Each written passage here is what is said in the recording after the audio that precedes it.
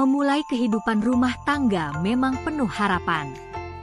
Namun, di balik semua kebahagiaan itu, ada satu hal yang seringkali muncul tanpa diundang, konflik keluarga. Tidak sedikit pasangan baru yang harus menghadapi perbedaan pandangan, ekspektasi orang tua, campur tangan keluarga besar, atau bahkan tekanan dari lingkungan sekitar. Kalau tidak dikelola dengan bijak, konflik ini bisa mengganggu keharmonisan rumah tangga yang baru dibangun. Jadi, bagaimana cara mengelola konflik keluarga di masa awal pernikahan? Mari kita bahas secara menyeluruh dan mendalam. 1. Pahami bahwa konflik itu wajar.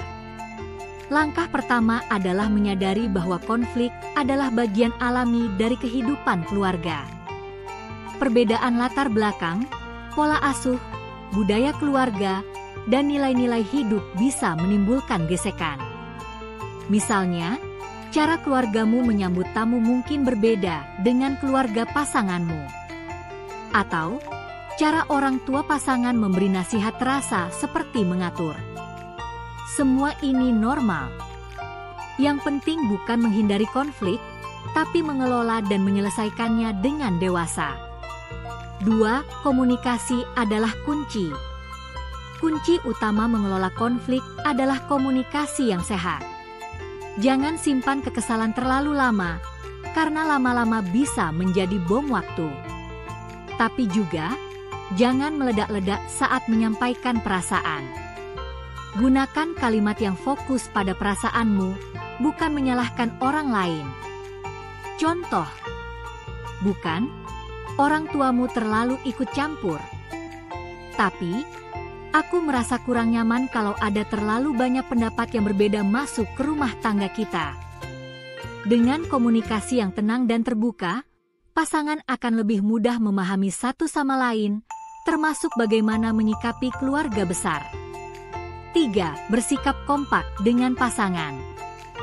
Salah satu prinsip penting dalam rumah tangga adalah kalian adalah satu tim. Ketika ada konflik dengan keluarga besar, penting untuk berdiri bersama pasanganmu. Kompak bukan berarti melawan keluarga, tapi menunjukkan bahwa kamu dan pasangan siap mengambil keputusan bersama. Ini menciptakan rasa aman dan saling dukung di antara kalian. Contohnya, jika ada tekanan untuk tinggal dekat dengan keluarga salah satu pihak, diskusikan berdua dulu sebelum memberi jawaban. Jangan mengambil keputusan sepihak hanya karena ingin menyenangkan satu pihak. 4. Tetapkan batasan yang sehat. Dalam pernikahan, terutama di masa awal, penting untuk menetapkan boundaries atau batasan yang jelas dengan keluarga besar. Hal ini bukan berarti menjauhkan diri, tapi lebih ke menjaga privasi dan otonomi rumah tangga. Misalnya, batas waktu kunjungan orang tua. Hal-hal yang boleh dan tidak boleh didiskusikan dengan pihak keluarga. Siapa yang mengambil keputusan dalam hal keuangan, tempat tinggal, atau anak. Batasan yang sehat akan melindungi hubungan dari campur tangan yang berlebihan, sekaligus tetap menjaga hubungan baik dengan keluarga besar. 5. Jangan membandingkan keluarga. Salah satu pemicu konflik yang sering tidak disadari adalah kebiasaan membandingkan. Misalnya, ibuku kalau masak lebih rapi. Ayahku nggak pernah mencampuri urusan rumah tangga kami dulu. Kalimat-kalimat seperti ini bisa menyakiti pasangan dan memicu pertengkaran. Setiap keluarga punya keunikan masing-masing. Daripada membandingkan, cobalah saling belajar dan menerima perbedaan tersebut. 6. Kelola harapan orang tua dengan lembut tapi tegas. Orang tua kadang punya ekspektasi besar terhadap rumah tangga anaknya. Entah soal tempat tinggal, pola asuh anak, keuangan, atau keterlibatan mereka dalam pengambilan keputusan. Hadapi harapan ini dengan lembut tapi tegas.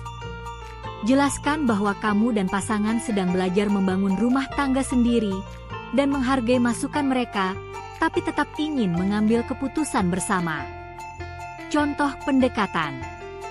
Kami sangat menghargai saran ibu dan bapak. Tapi untuk saat ini, kami ingin mencoba cara kami sendiri dulu. Kami akan belajar, dan tentu kami terbuka jika nanti membutuhkan masukan kembali. 7. Jaga hubungan baik dengan keluarga besar. Mengelola konflik bukan berarti menjauh dari keluarga. Justru, penting untuk tetap menjaga hubungan yang hangat dan saling menghormati. Kunjungi mereka, tetap beri kabar, dan libatkan dalam momen-momen penting. Dengan hubungan yang sehat, komunikasi akan lebih terbuka, dan potensi konflik pun bisa diminimalisasi. 8. Jangan libatkan banyak pihak saat bertengkar. Saat konflik terjadi, terutama yang melibatkan keluarga besar, hindari membicarakannya ke terlalu banyak orang, termasuk ke saudara, teman, bahkan ke orang tua. Terlalu banyak pihak yang ikut campur bisa memperkeruh suasana. Cukup diskusikan dengan pasangan dulu. Kalau memang dibutuhkan, konsultasikan ke konselor pernikahan atau pihak profesional. 9. Belajar dari setiap konflik. Setiap konflik adalah kesempatan untuk belajar dan berkembang. Setelah konflik selesai, coba evaluasi. Apa pemicunya? Bagaimana cara menyelesaikannya? Apa yang bisa diperbaiki ke depannya?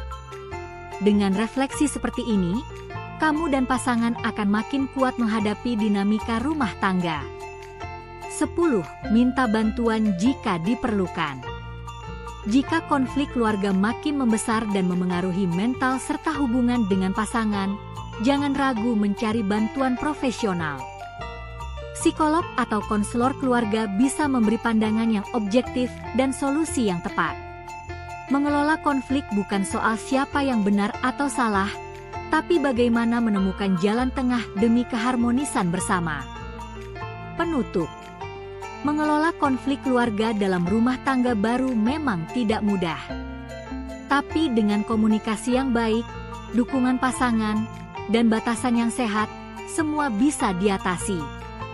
Yang terpenting, ingatlah bahwa kamu dan pasangan adalah tim.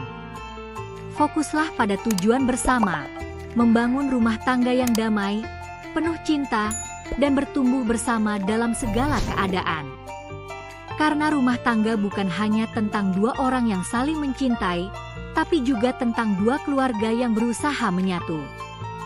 Butuh waktu, butuh kesabaran, tapi semua bisa dijalani selama ada saling pengertian.